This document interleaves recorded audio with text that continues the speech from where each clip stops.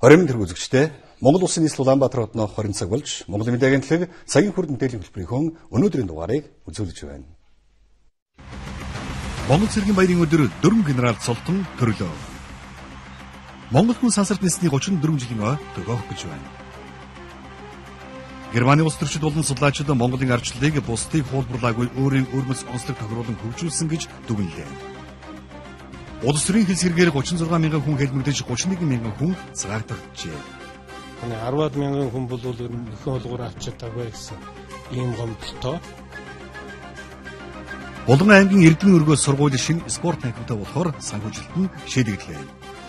Илүү үнцгэрүүлж хичээл тэр боломж болцоог бол цаашдаа бий болгож явах шаардлагатай. Украиний парламент Донбасст онцгой статус олгох хууль баталлаа. Оросын холбооны улсын эрхлэгч Путин фашизмыг дарахад зөвлөлт бод улсын гүйцэтгэсэн үүргийг сурчлахыг уриаллаа. Одоо дэлгэрэнгүй мэдээллийг хүлээн авна уу? Монгол цэргийн баярын өдөр 4 хүн генерал цол хүртээд байна. Генералуудын цолыг Монгол Улсын ерөнхийлөгч Элбэгдорж гардуулан өглөө. Ерөнхийлөгчийн зарилгаар хэл хамгаалах ерхий газрын дарга Хэлийн цэргийн командлагч бригадын генерал Лашинжавт хошууч генерал Зэрсүгчний ерхий хянан шалгагч Хурандаа Доржсорон онцгой байдлын ерхий газрын дарга онцгой байдлын Хурандаа Бадрал Тагнуулын ерхий газрын дэд дарга Хурандаа Эрдэнарт бригадын генерал цол олголоо. Монгол цэргийн түүхийн баримтаас үзвэл генерал цолыг 1944 оноос олгож эхэлсэн байна. Одоогоор 200-аад хүн цэргийн дээд цол хүртээд байгаа юм аа.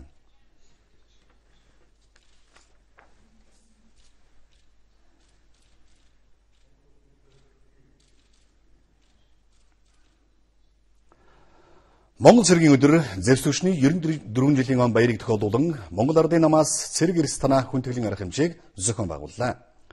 Энэ арга хэмжээнд Зэвсгчин хэл хамгаалах цагдаа, тагнуул, шүүхэн шийдвэр гүйцэтгэх алба, онцгой байдлын албанд ажиллаж байсан бэлтгэл болон чөлөөнд байгаа 800 Ахмад, түүний дотор 22 генерал оролцсон байна.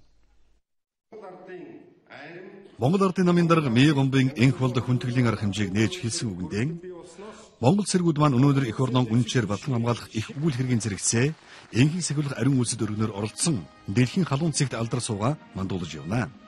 Зэртүчний болон бусад хүчний байгууллагын албан хаагчдын орон сууцны хангалтын асуудал, сургалтын асуудал, цалин, тэтгэвэр, нэмэгдэл гэх мэт нийгмийн асуудлыг шийдвэрлэхэд Монгол Ардын нам санаачлагч нь байж идэвхтэй оролцож ирсэн бөгөөд цаашдаж хийхээр төлөвлөсөн олон ажил боломжууд бий гэдгийг онцоллоо.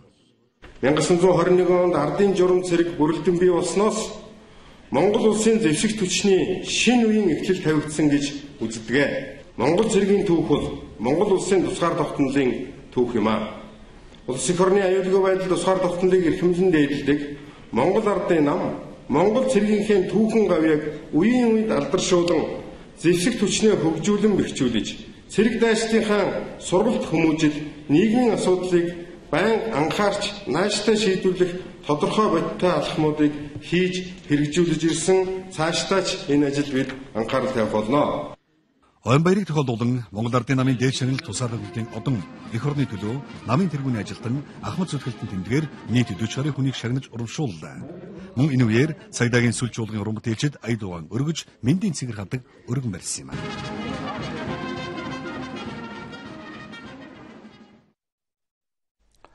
Манай улсын Зэвсгчний бие бүрэлдэхүүнээс сүүлийн жилүүдэд 353 албан хаагч эмэгтэйчүүд олон улсын энхийг сахиулах ажиллагаанд оролцжээ. Энхийг сахиулагч эмэгтэйчүүдийн төлөөллийг улсын их хурлын зарим гишүүн хүлээн авч уулзаж хүндэтгэл үзүүллээ.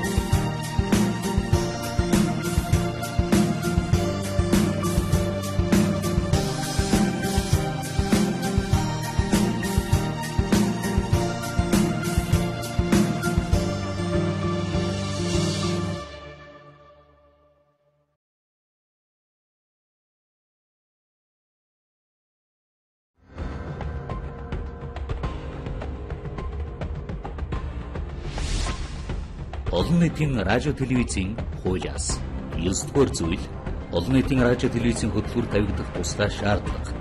9.1 Олон нийтийн радио телевизийн хөтөлбөр нь үнэн бодит мэдээлэл агуулсан, мэрэгжлийн өндөр түвшинд бэлтгэгдсэн, нэг талыг баримтлаагүй, сэтгүүлчийн ёс зүйн зарчмыг баримтлсан шуурхай байна.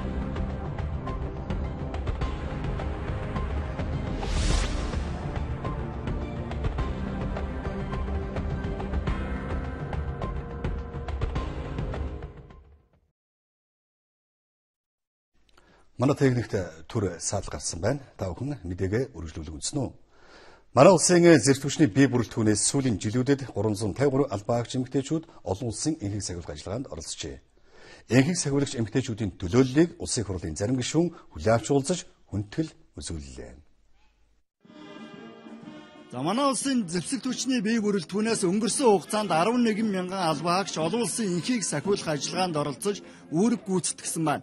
Тэдний 350 гаруй эмэгтэйчүүд байсан. Цэргийн албан хаагч эмэгтэйчүүдийн хувьд үүргээ нэр төртөө биелүүлсэн, үлгэр дуурайал үзүүлж чадсан гэж салбарын удирдлагууд нь үнэллээ. Зэвсэг түвшний төв хэвлэл соём санны сурвалжлагч 2013 онд бүгд наримт хүмүүцэд осод үүрэг гүйцэтгсэн. Тухайн одоо газар оронд үүрэг гүйцэтгэж байгаа Монгол дайчдынхаа хийж бүтээж байгааг тийм ээ Монгол дайчид одоо хүний нутагт ямар одоо орчин нөхцөлд хэрхэн юу хийж бүтээж ингэж үүрэг гүйцэтгэх юм бэ гэдэг юмыг буцаад одоо бид нар мэдээлэх те ард олондоо хүргэх ийм одоо гол үүргийг бид нар ашигладаг. 2008 онд ихийг дэмжих ажиллагаанд одоо Сирилон улсад холбооч нар үүрэг гүйцэтгээд ирсэн. 2013 онд Өмнөд Судан улсад үүрэг гүйцэтгээд ирсэн. Би яг холбооны чиглэлээр холбооныхоо ажиллагааны удирдлагын төв байранд холбоочны үүрэг гүйцэтгэж яваад ирсэн. За одоогоор цэргийн албан хаагч 70 гаруй эмэгтэй олон улсын энхийг сахиулах ажиллагаанд оролцож зарим орнуудад үүрэг гүйцэтгэж байна. Эмэгтэйчүүд бол ажил үүрэг гүйцэтгэх чадвартай, хэдийд ч хариуцлагатай байж чаддаг гэж Батлан хамгаалах яамны удирдах ажилтан хэлж байна. Ер нь эмэгтэйчүүд бол их тийм их зоригтой, шийдэмгий, аливаа асуудал туйлбартай, бас одоо уян хатан одоо ер нь одоо цуг үүрэг гүйцэтгэж байгаа цэргийн албаагчтай бол эерэг нөлөө маш их үзүүлдэг. Сэтгэл зүйн хувьд бол их доктортой байдаг. Ийм одоо чанаруудаараа бол бас одоо нийт цэргийн албаагчтайхаа үүрэг гүйцэтгэлд эергээр нөлөөлж байдаг. Улсын хурлын хувьд цаашид Батлан хамгаалах салбарыг дэмжиж бэхжүүлэхэд чиглэсэн бодлогыг баримталж ажиллана гэдгийг уулзалтанд оролцсон гишүүд тайлбарлаа. Энэ өдөр эх орон цэрэг ирсээрэн бид бахархаж байгаа бол 4 хоногийн дараа буюу эх нэмгарагт Монгол хүн анхудаа сансарт ниссэн өдөр тохиох гэж байна. 1981 оны 3 дугаар сарын 22-ны энэ өдөр монголчууд сансар судлалд өөрийн гэсэн цэгийг хатгаж, хувь нэмрээ оруулж, хүнээ нисгсэн 10 дахь орн болон дэлхийн түүхэнд тэмдэглэгдсэн байдаг. Тиймээс өнөөгийн залуустад сансар судлалыг ойртуулж, түүхийг нь таниулах нь чухал болоод байна. Монгол хүн сансарт ниссэн өдөрт зориулан 10 настай хүү энэ зургийг зуржээ. Тэрээр Монгол улсын 2 дахь сансрын нисгэгч төрж төрийн талбайгаа саран дээр мандуулж байгаагаар дүрсэлсэн байна. Түүнтэй адил олон хүүхэд сансар судлалын талаар мэддэг, сонирхдог байх нь чухал юм а. Сансарт бол их хязгааргүй бас олон гариг их олон тоолд барахааргүй одтой гэдгийг сайн мэднэ. Чиний хувьд сансрын тухай юу мэддгийг? Монгол улсын сансрын нисгэгч юу юм бэ? Бүрэрхч. Монгол хүн сансарт нисэн түүхэн өдрийг бид жилдээ ганцхан удаа тэмдэглээд өнгөрдөг. Гэтэл хүүхэд залуус энэ түүхийг мартах, энэ салбарыг огт сонирхгүй болох эрсдэл бий болоод байна. Тиймээс хүүхдүүдийн мэдлэг мэдээллийг тэлэх хамгийн хялбар арга бол тэдний сонирхдог тоглоомоор дамжуулах явдал гэж харж байна. Мөн монгол хүүхдүүд удахгүй сансар судлалын туслантай болно. Дараагийн сансрын нисгэгч гэдэг үндэсний хөтөлбөрийг хэрэгжүүлж байгаа. Сансар судлал гэж ярихаар хүүхдүүдэд хамгийн ихэд ойлгогддог зүйл болохоор сансрын нисгэгч эсвэл одоо жингүүдлийн орчинтэй. Одоо мэдээж бид нар бол жингүүдлийн орчин хүн болго өдөр тутамдаа мэдрэх ямар ч боломж байхгүй байж байгаа. Тэгвэл бас мөн пуужин ягаад тийш хөөрдөйн те. Энэ бүх зүйлс маань одоо агаар болон даралт, тэрэлт те одоо жингүүдлийн орчин бүх зүйлсийг дандаа тоглоомоор дамжуулж бид нар олохыг зорж байгаа. Малчны хотод сууж байгаа цаг үеийн мэдээллийг дэлхийн олон суугаар хүлээн авах боломжтой. Энэ бол өдөр тутмын амьдралд ашигладаг сансар судлалын нэгэх үр дүн. Тун удахгүй монголчууд өөрсдийн бүтээсэн хиймэл дагуулаас сансарт хөөрхөр зэхиж байна. Ингэж чадвал утасгүй холбоо телевизийн антын ашигласныхаа төлбөрт гадны улсуудад өгдөг их мөнгөний урсгалыг зогсоох эхний алхмаа хийлээ гэсэн үг гэдгийг мэрэгчлэтнүүд хэлж байна. Өнөөдөр бидний одоо телевизийн энэ нэвтрүүлгийн түрээс байна. Энэ одоо утасгүй холбооны энэ түрээсүүд байна.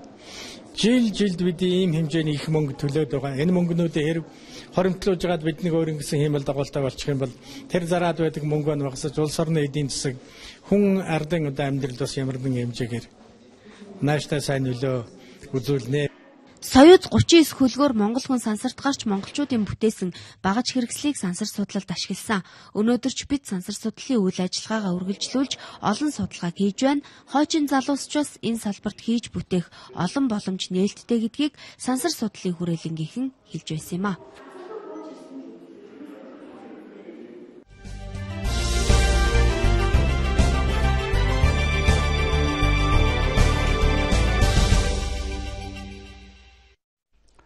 Манай улсын Европын аюулгүй байдал хамтын ажиллагааны байгууллагын парламентын ансамблын намрын чуулганыг 2015 оны 9-р сард Улаанбаатар хотноо зохион байгуулахаас гадна АСЕМ-ийн дээд хэмжээний уулзалтыг зохион байгуулахаар ажиллаж байна. Энэ тухай асуудал улсын хурлын дарга энх болд холбооны бүгд найрамдах Герман улсын Бундестагийн ерөнхийлөгч Ламерт уулзах үеэр яригдлаа. Улсын хурлын даргын Бундестагийн ерөнхийлөгч Ламерт хийсэн уулзалтын гол сэдэв хоёр орны эдийн засгийн хамтын ажиллагааг шин шатанд гаргах асуудал байлаа.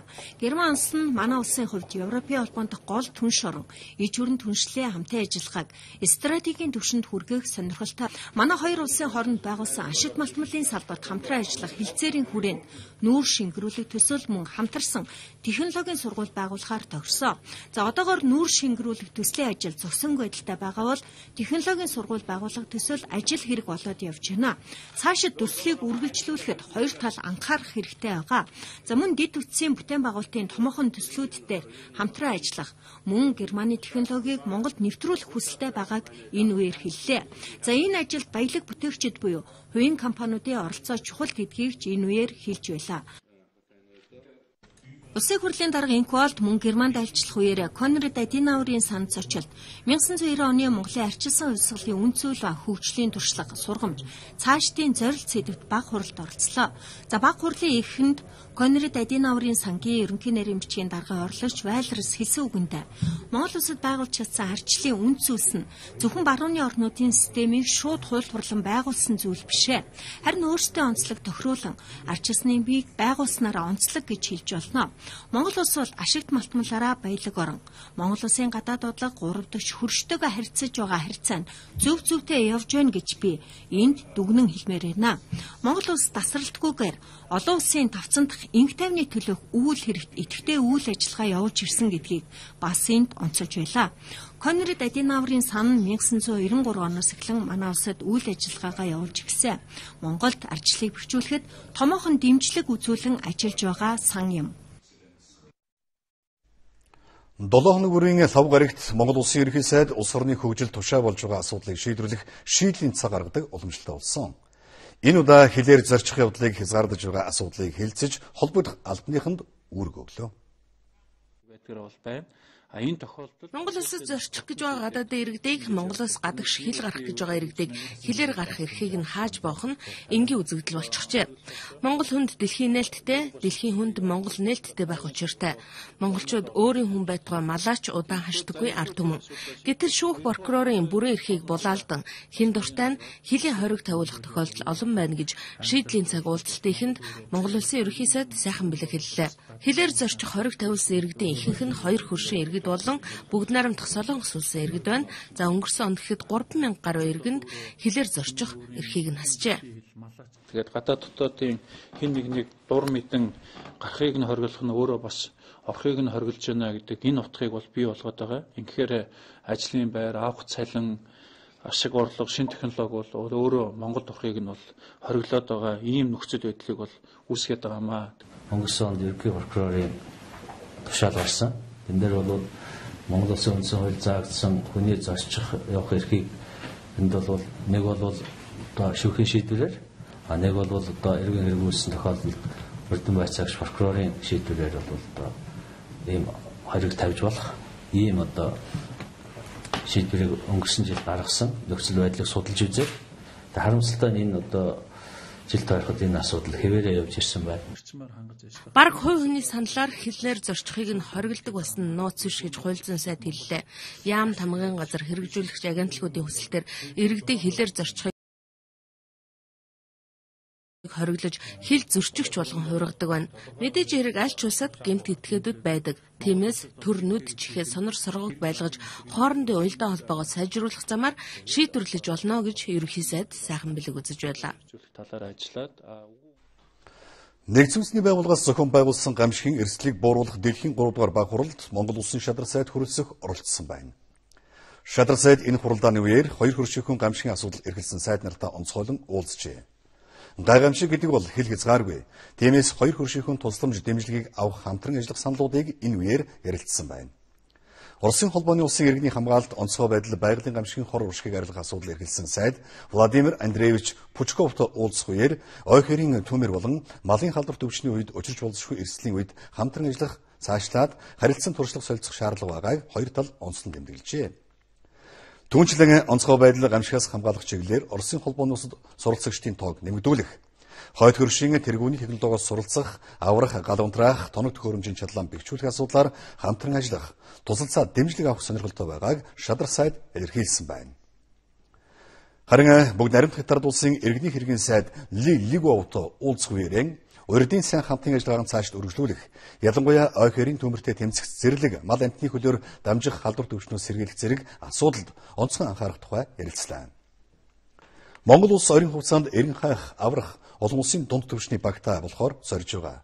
Харин Хятадын эрен хайх, аврах баг нь хүн хүч, техник төхөөрөмжийн хувьд, чадвархын хувьд дэлхийд дээгүүрт тооцогддог байна. Тиймээс хоёр орны онцгой байдлын байгууллагуудын харилцаа хамтын ажиллагааг өргөжүүлэх, мэргэжилтэн солилцогдлоор шадар сайд хүрэлцэх Хятадын сайдтай уулзахтаа ярилцжээ. Дараагийн мэдээлэл хүргэе.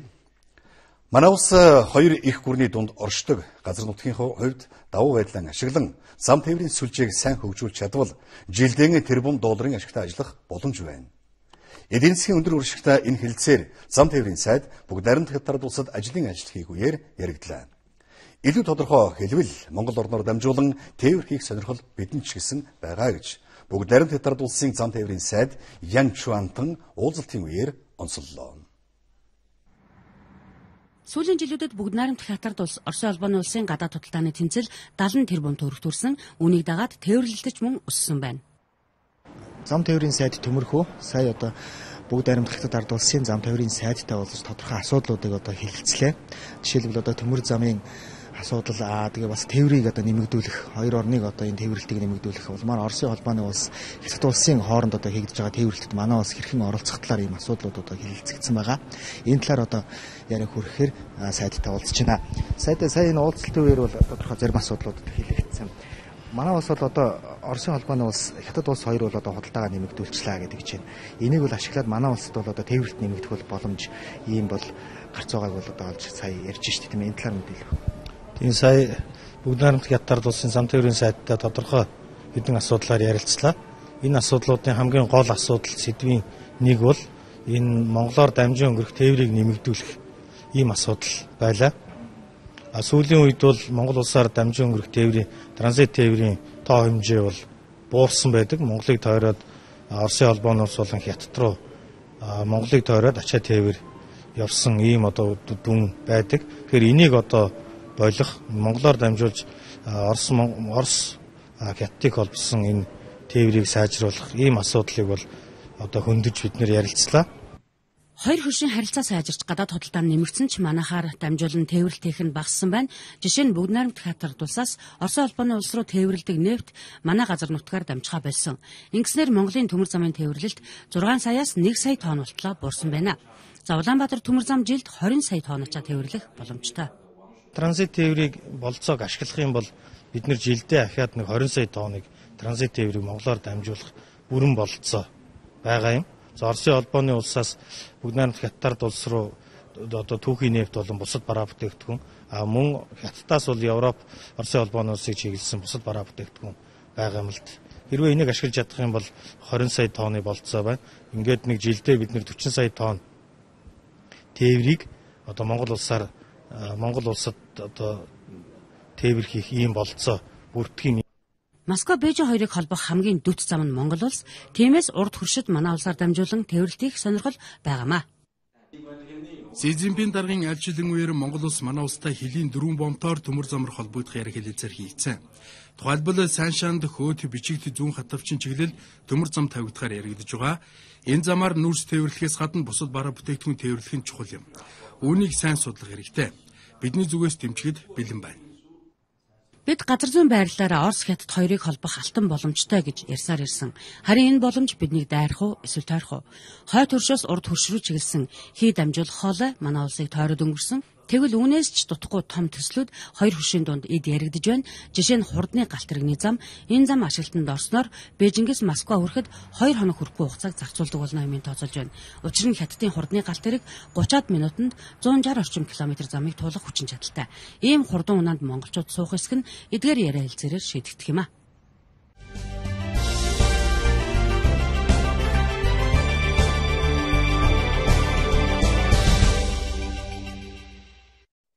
Цагийн хүрд мэдээллийн хөтөлбөртэй хамт байгаа танд баярлалаа. Улс төрийн хэлс хэрэгтэй хэлмэгдэгчдийг цагаатгах, тэдэнд нөхөх, олгор олох ажлыг эрчимжүүлэх шаардлагатай гэж цагаатгах ажлыг удирдан зохион байгуулах улсын комисс үзэж байна. Цагаатгалын ажлын явцад зарим талын бэрхшээл үүсч байгаа тухай комиссийн хуралдааны үеэр яригдлаа.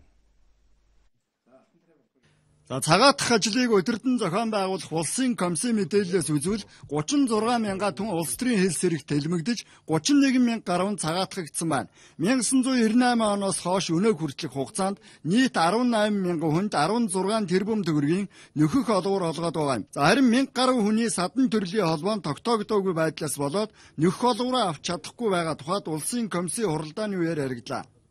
Бог таамагт 1919 оноос эхлээд хүн малын тоолго эхэлсэн. 29 оноос эхлээд 17-18 онд бас хагас дутуу хийж исэн билээ. Тэгэхээр тэр үндэсний архивын газар байж байгаа материалыг үндэслэл одоо ингээд садан төрлийн холбоон тогтоогдохгүй байгаа болохтой зэрэг чинь шүүх одоо тэрнийг тогтоохгүй байхаас биш аргагүй байдал үүсчихэд байгаа юм л. За одоогоор 1700-аад хүнтэй холбогдох хэргийг тагнуулын эрхний газар шалгаж байна. Цаашид иргэдээс өргөдөл хүлээн авах хугацааг сонгох, холбогдох байгууллагууд ажлаа эрчимжүүлэх шаардлагатай тухайд яригдж байна. 10-аад мянган хүн бол ер нь нөхөн олгоор авч чадаагүй гэсэн ийм гомдолтой байгаа юм байна. За 5,000 орчим хүн дээр бол цагаатгах үйл ажиллагаа бүрэн хийгдээгүй, нотлох баримт юм дутуу ийм байдалтай байгаа юм байна гэсэн ерөнхий төсөөл харагдаад байгаа юм. Тэр орон нутгийг сайн дайчлаа. Бүх аймагт байж байгаа цагаатгалынхаа ажил хариуцсан нөхдүүдийг дайчлаад архивыг зэгцлүүлээд татахын татаад нэгтлэхгүй бол болохгүй. За цагаатгах ажлыг удирдан зохион байгуулах улсын комисс ажлын тайлангаа үндэсний аюулгүй байдлын зөвлөлд хүргүүлнэ. Улс төрийн хэлс хэрэг тэлмэгдэсдийг цагаатгах, тэдэнд нөхөх олгоор олох тухай хуульд нэмэлт өөрчлөлт оруулах саналыг улсын хуралд гаргана гэсэн чиглэлтэй байна. Улсын бүртгэлийн ажилтны зөвлөгөөн өнөөдөр боллоо. Монгол улсын бүртгэлийн системд хуулийн этгээдийг бүртгэх ажил шинжлэгдэж байгаатай холбогдуулан энэхүү нэгдсэн уулзалт зөвлөгөөнийг зохион байгуулж байгаа юм байна. Компани аж ахуйн нэгж төрийн бусад байгууллагыг хэрхэн бүртгэж байгаа талаар бид дараах сурвалжлагыг бэлтгэсэн юм байна. Төрд данстай байх бүхэл бүртгэлийг Монгол улсын сум хороо болгонд өөрийн ажиллагчдтай улсын бүртгэлийн ерөнхий газар хариуцдаг. Энэ том айлын ажил нь удаан гэж шүүмжлэгдэх нь олон. Гэхдээ жил ирэх бүр бүртгэлийн үйл ажиллагаанд шинжилэл хийж иргэдэд улам ойр байх боломжийг хайж байна. Жишээ нь хуулийн этгээдийн бүртгэл дээр нэрээ сонгохоос эхлээд хэд хэдэн шат дамжлагыг бүртгэлийн ажилтан дээр заавал очиж байж шийддэг байсан бол одоо энэ байдлыг өөрчлөхөр болсон тухай мэдээлж байна. Хуулийн этгээдийн бүртгэлийн үйлчлэгийг авахд иргэд заавал биеэрээ олон дахин ирээд ах биш. Болж өгвөл одоо цахимаар бүртгэлийн үйлчлэгэнд хамрагдах тэр боломжууд нь бас энэ хуулиар нэмэгдэж байгаа. Тухайлбал хуулийн этгээд үүсгэн байгуулах компани нэр авахд манай ажилтнтай харьцаа за энэ нэрийг шүүгээд өгөөч, ийм нэр байна уу, би ийм нэртэй компани байгуулсан гэдэг. Үнэндээ бол тэр нэртэй компани нь байгаа байхгүй эсгээд иргэн өөрөө хяналт тавьж чаддаггүй байсан бол одоо иргэн өөрөө энэ технологийн дэвшлийг ашиглаад интернетээр хуулийн этгээдийнхаа нэрийг өөрөө хараад хянаад захиалчих энэ боломж нь бол бүрдэж байгаа. Хот суурин газарт интернет орчинд ойр байдаг хүмүүст аливаа бүртгэлд хамрагдахад хөнгөвчлөгдөж байна. Гэхдээ орон нутагт хөдөө сумдад байдаг иргэдэд бүртгэл илүү ойртож очих шаардлага тулгарч байна. Өнгөрсөн онд хуулийн этгээдийн бүртгэл манай аймагт одоо бүрэн архивын цаасан баримтаа цахимжуулсан. Орон нутагт бол одоо хүлээгдэж байгаа хамгийн гол асуудал бол эд хөрөнгийн архивын цаасан баримтыг цахимжуулах ажил хүлээгдэж байгаа. Эд хөрөнгийн бүртгэл гэхээр үл хөдлөх хөрөнгийн бүртгэл, газар өмчлөлийн баталгаажуулалт, үл хөдлөх хөрөнгөө одоо худалдан авах гэсэн ийм бүртгэлийн үйл ажиллагаа одоо явагдаж байгаа. 2014 оны 7 дугаар сарын 1-ээс сум бүхэнд энэ үйл ажиллагааг сумын бүртгэгчээрээ дамжуулан авснараа энэ үйл ажиллагаанд иргэд одоо маш их хэмжээгээр хамрагдаж байгаа. Ялангуяа манай хүн амигтай булган сум тэгээд үндэсний цонх болсон казах хэрэгттэй ховд суманд бол энэ эд хөрөнгийн бүртгэлийн үйл ажиллагаа маш их түгээмэл иргэд маш их хамрагдаж байгаа. Одоо Монгол улс иргэн болоод хуулийн этгээдийн бүртгэл дээр шинжилэл өөрчлөлт хийсэн шиг хөрөнгийн бүртгэлээ сайжруулах, уян хатан болгох шаардлагатай байна гэж мэргэжилтнүүд хэллээ. Эд хөрөнгийн эрхийн улсын бүртгэлийн тухай хуулийн шинжилсэн найруулгыг боловсруулж 7 хоногийн дотор эд хөрөнгөө бүртгүүлдэг байх тогтолцоог бүрдүүлэхээр ажлын хэсэг ажиллаж байгаа юм байна. За ер нь манай улс эд хөрөнгөө гүйцэд бүртгэж чадаагүйгээс эдийн засгийн бодит үзүүлэлтүүдийг гаргахад бэрхшээл учирдаг байна.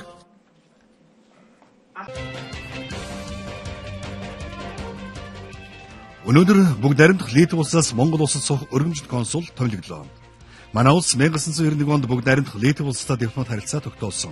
Өнөөх хүртэл албан ёсны элчин сайд болон өргөмжлөлт консулгүй явж ирсэн. Өнөөдрөөс эхлэн Эргэн Болдбаатар бүгд найрамдах Литв улсаас Монгол улсад суух өргөмжлөлт консулаар томилогдсон юм.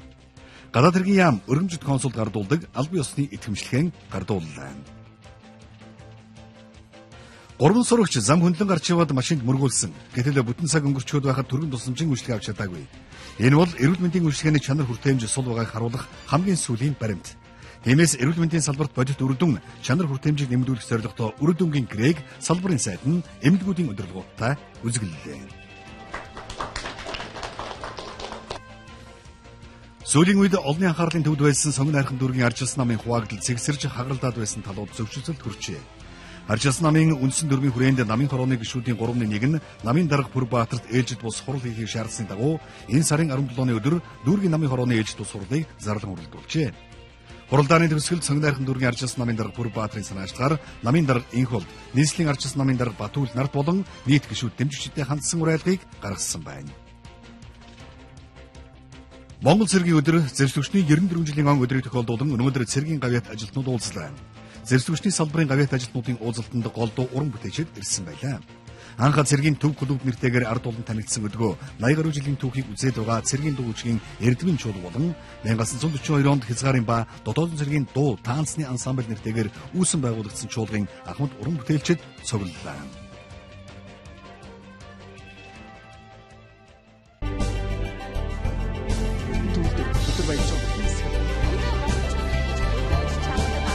Хүнээний хэмжээ самны хэмжээр байгаа зүйлийг хайрлаж байгаа.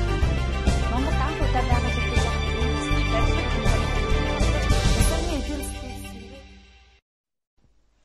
Хөдөө орон нутгаас бэлтгэсэн мэдээлэл хүргэе. Булган аймгийн Эрдмийн өргөө цогцлбор сургууль Сагсан бөмбөгийн өсвөрийн улсын аваргуудаас гадна Олимпийн аврах хүртэл төрүүлж байсан спортын амжилтаараа улсдаа дээгүр байр эзэлдэг сургууль.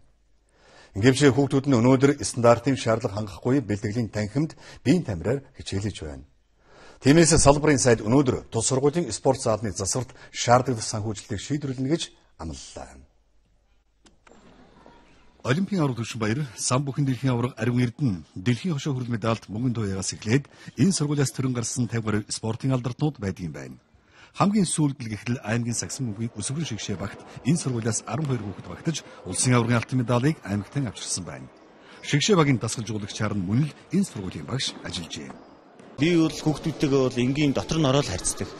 Тэгжээж багийн уур амьсгал сайхан, бие биентэйгээ нөхрөлдөг, бие биенийг ойлгож чаддаг. Багш нэг дөрмдөл яваад ах юм бол тэгээд ер нь бол шавнар бол багшигаа л дагдаг.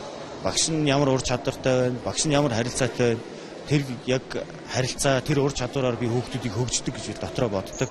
Улсын аврагын тэмцээнд аймгийн баг тэр бүр төрүүлээд байдаггүй. Бүр шигшээ багийн 16 тамирчнаас 12 нь нэг сургуулийн сурагч байсан тийм тохиолдолд байдаггүй юм байна. Болгоны шигшээ багийнхны дундаж өндөр хотын хүүхдүүдийнхээс 10 орчим сантиметрээр бага байсан ч тэд аврагалж чаджээ. Өрсөлтөө бол мэдээж хэрүүн байсан.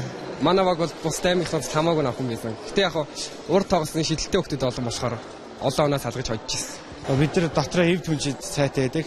бие биедээ эвтэл тэр л гол туршид толгойр нь алддаг. Мөрөөдлөө үндэсний суперлигт орчуулж байгаа шүү дээ.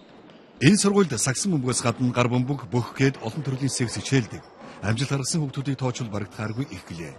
Гэхдээ бэлтгэл хийдэг заал нь ашиглалтанд ороод 10 дахь жилийн нүүр үзэж байгаач анхнаасаа чанаргүй барьснаас болоод хүүхэд бэртэж гэмтэх аюултай байдалд хүрчээ. Стандартын энэ шал хийж өгч чадаагүй нойтон банзаар барьсан учраас энэ заалны энэ шал бол ялзрах ийм үзэгдүүд гараад тэгэд ялзраад одоо тэгээд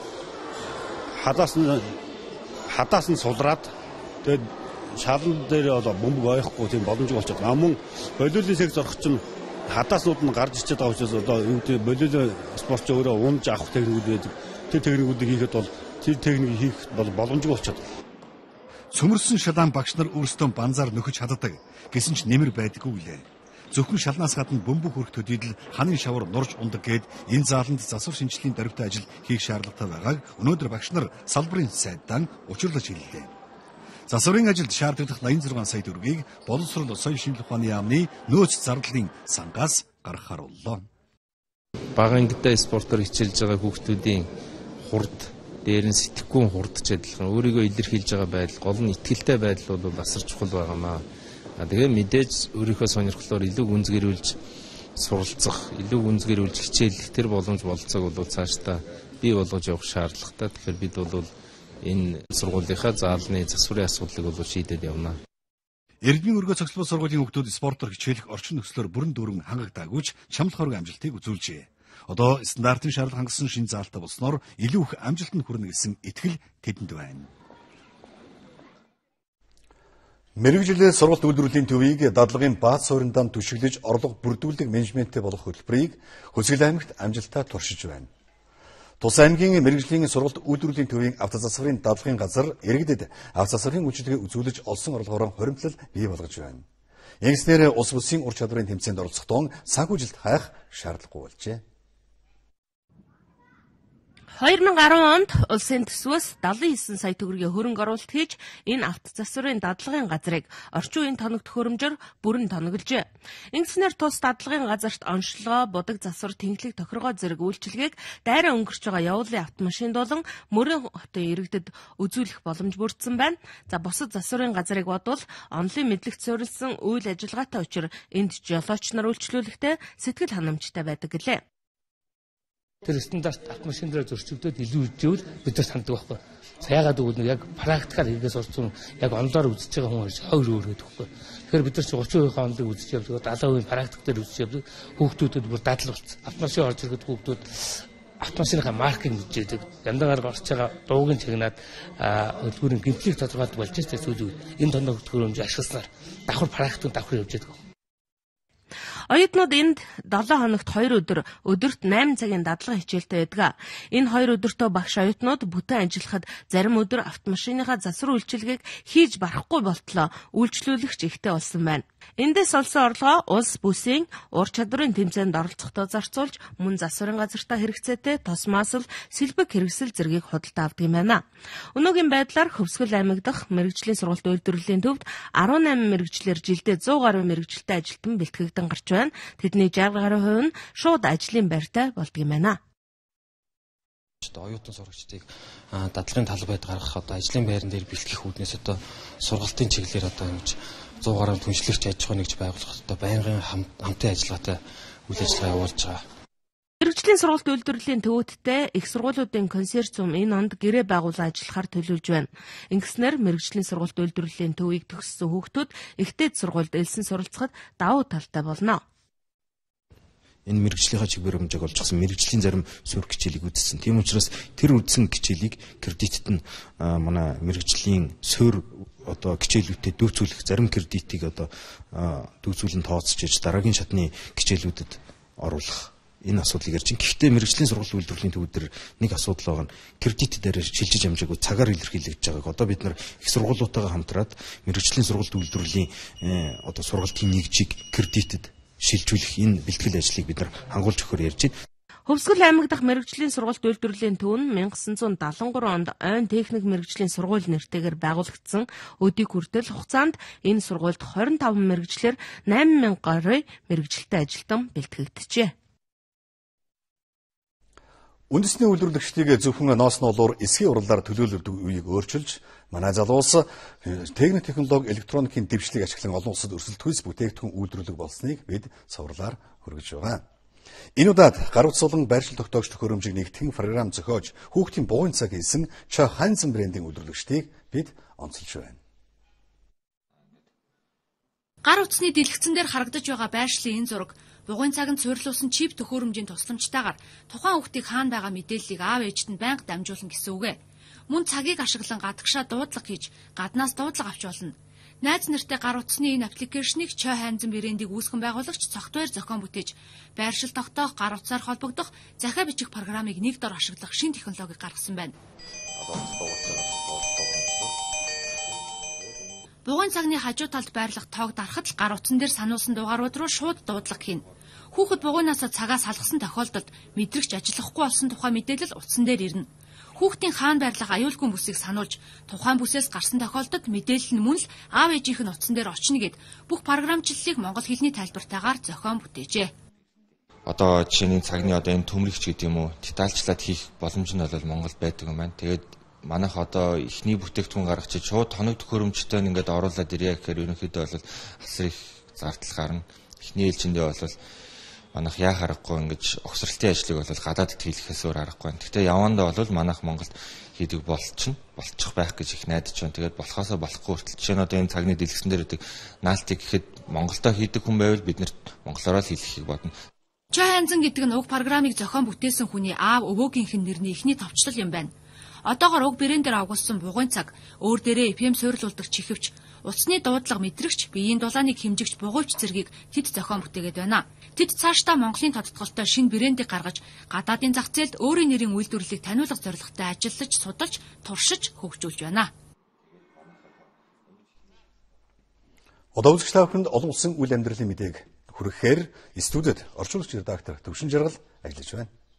Арабын төргий. Тэгэхээр эхлээд дөнгөж түрүүх авсан мэдээлэлээс үргэлж Франкфурт хотод өнөөдөр Европын төв банкны шинэ төв байр нээлттэй хийх гэж байгаа ёслолын энэ ажиллагаа үүмэн дагуулад байна. Европын албаны санхүүгийн бодлогыг түүний дотор Грекийн үрийг бууруулах шийдвэрийг нь мөн банкны өндөр барилгад хагас тэрбум евро зарцуулсныг нь эсэргүүцэгчид гудамж талбайд жинхэнэ утгаар нь түгээсэн байна. Албан ёсны эрхтэйгээр бидний хүлээн авдаг Associated Press-ээс дамжуулж байгаагаар Германы цагдаагийн 90 гаруй ажилтан гэмтэж бэрцсэн төдийгүй одоо ч үүмэн үргэлжсээр байгаа юм байна.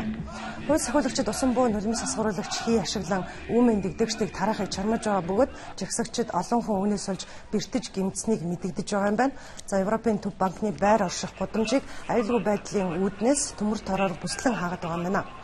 Франкфуртод одоо 13 цаг өнгөрч байгаа бөгөөд өглөөнөөс хойш үүмэн дэгдсэн дүүргөрөө машин болоод нийтийн тээврээр зорчих боломжгүй болоод байгаа юм байна. Жагсагчид Майнд гол дээрх гүрний хөдөлгөөнийг нь хаагаад байгаа бөгөөд Франкфуртын төв болон баруун хэсэгт зүүн талаас замын хөдөлгөөн тэр чигтээ саатаад байгааг мэдээлж байна.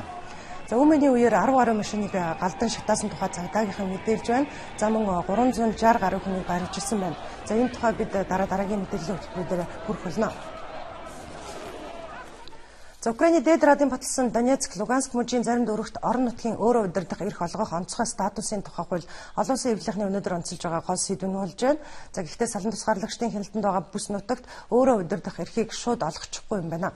Гол нь хууль бус бүх зэвсэгт бүлэглэл байлдааны техникүүдийг тус бүс нутгаас гаргасны дараа Украиний хууль тогтоомжийн дагуу ээлжид бус сонгуул явуулсны хойно тус хууль хүчин төгөлдөр болохыг онцгойлон зааж өгсөн байгаа юм байна. Харин тэр хүртэл дангаар тусгаар тогтнолоо зарласан Донецк, Луганскийн бүгд найрамдах улсуудын газар нутгийг түр эзлэгдсэн гэж үзэхээр болоод байна. Украиний зүүн нутагт онцгой статус олох хуулийн төсөл дээд радад 100% дэмжлэгтэйгээр бус харин 450 гишүүний 340-ийн саналаар батлагдсан юм а. Сүрэг хүчний блок радикал нам болоод Баткившина намынхан энд хуулийн төслийг дэмжээгүй байна. Баткившина намын тэргүүн Юлия Тимошенко гэхэд эзлэн түрэмгийлэгдсэн газар нутагт элдв бодлон хийж украинчуудыг хороож улс орныг ирэмдэг зэрэмдэг болгосон хүмүүс сонгогдно гэдэгт эргэлзэхгүй байгаагаа илэрхийлсэн байна. Үүний зэрэгцээ дангаар тусгаар тогтнолоо зарласан Донецкийн бүгд найрамдах улсын эрх баригчид дээд радын баталсан тус хуулийг Минскийн тохиролцоотой харшилж байна гэж үзэж байгаагаа мэдгдсэнийг Евроньюс дамжуулж ирсэн юм. Тодорхойлбол Минскийн гэрээний дагуу эхний ээлжинд Украиний үндсэн хуулинд шинжилэл хийх, мөн онцгой статусын тухай хууль хэвлэгдсэн өдрөөс хүчинтэй байх. Сонгуулийн тухай хуулийг дангаар тусгаар тогтнолоо зарласан бүгд найрамдах улсуудын төлөөлөгчдийг оролцуулан боловсруулах ёстой байсан хэмээн тэд мэдэгдэж байгаамаа.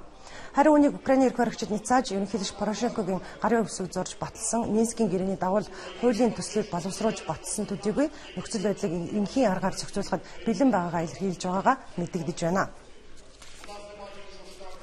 За өчигдөр Израиль тусан парламентын ээлжид бүс сонгуулийн аль биесны урьдчилсан дуу хараахан гараагүй байна. За гэвч Сенатийн 120 суудлын төлөө өрсөлдсөн 26 намын эвслээс ерөнхий сайд Биньямин Нетаньяхугийн Ликуд намынхан ялтаа хэдийн тэмдэглэж эхэлсэн. Түүнчлэн Ицхак Херцог тэргүүтээ Сенатийн лагер зүүнний төв хөдөлгөөнийхэн сонгуулийн дунгартал яарахгүй байхыг уриалахын хамтаар эвслийн засгийн газрын эмхлэн байгуулах яриг хилцээнд ороод байгаагаа зарлаад байсан ч за хэдхэн цагийн өмнө ялагдлаа хүлээн зөвшөөрсөн байна.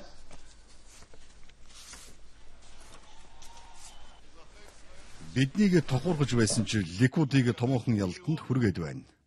Үннийг хэлэх мөчид чухлыг нь ялган харж бидэнд үнэхээр хэрэгтэй байгаа аюулгүй байдал, хариуцлагатай эдийн засаг, нийгмийн халамжийг дэмжсэн Израилийн ард түмнэрэн бахархаж байна. СП Ливнитэй хамт зоригтойгоор гайхалтай эвсэл байгуулаагүй бол бид энэ цаг мөчид хүрч чадахгүй байсан юм. Эвсэл байгуулсны үр дүнд бидэнд засгийн эрхэнд эргэн гарах боломжийг олгоно. Гэхдээ одоохондоо сонгуулийн эцсийн үр дүнг хамтдаа үлээцгээе.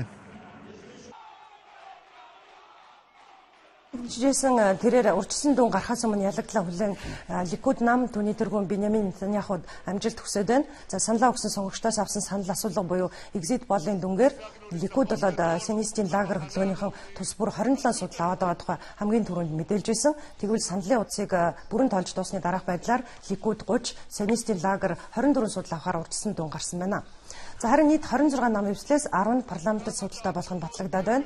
За үүний зэрэгцээ сонгуулийн хорооноос сонгогчдын эрс 71.8% хүрсэн нь сүүлийн 10 жилийн хамгийн өндөр эрсэд тооцогдож байгааг мэдэгдэж байна. За саналын хувь хэмжээгээр бол дангаар засгийн газрын эмхлэн байгуулах нам гараагүйч Ликуд Сионистийн лагерын аль аль нь эвсэх хилцээг хийгээд эхэлчихсэн байна. За Нетаньяху барууны төв намынхандаа эвсхийг хүсэж байгаагаа илэрхийлсэн ч гэрзэг сонгуулийн дүн Сионистийн лагер нам нөлөөтэйг баталчихсан учраас байр суурийг нь харгалзан үзэхгүй байж болохгүйг анхааруулсан багамаа.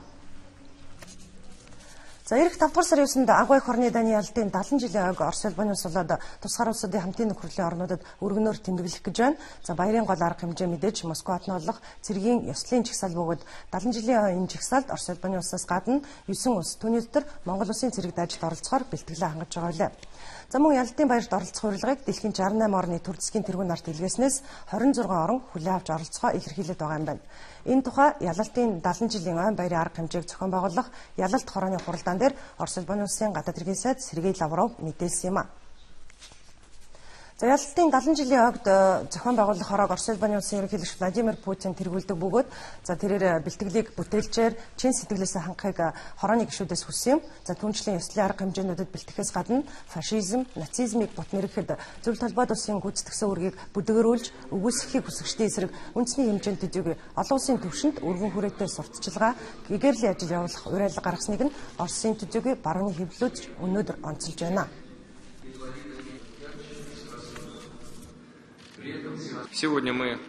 Зөвхөн түүхий говьлаа зогсохгүй энэ дэлхий дээр инх тайван тогтоохын төлөө тулдаж явсан хүмүүсийг бүдүүлгээр харлуулж гутаахыг чармааж байгааг бид харж байна.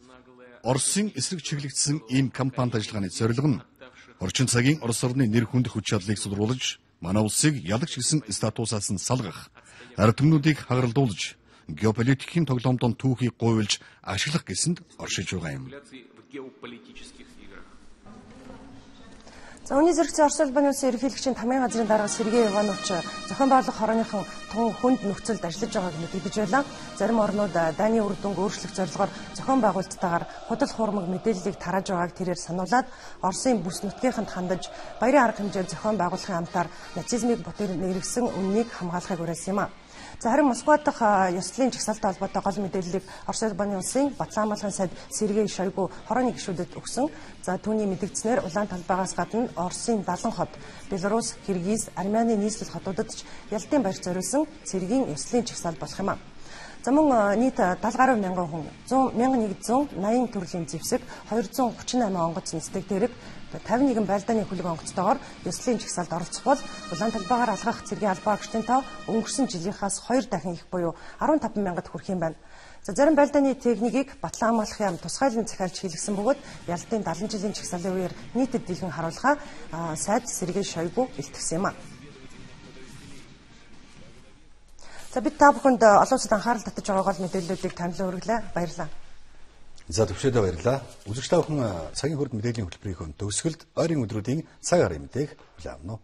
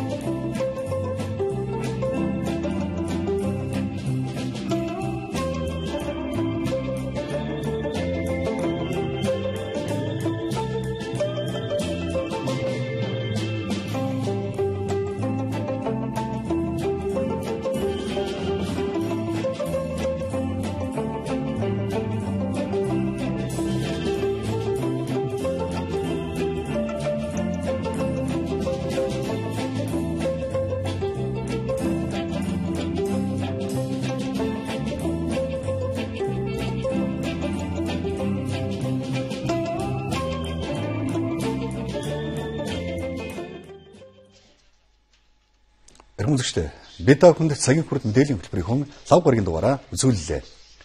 Та бүхний маргаашийн ажил үйлс өөдрөг бүтэмжтэй болтугай. Сайхан амраарай.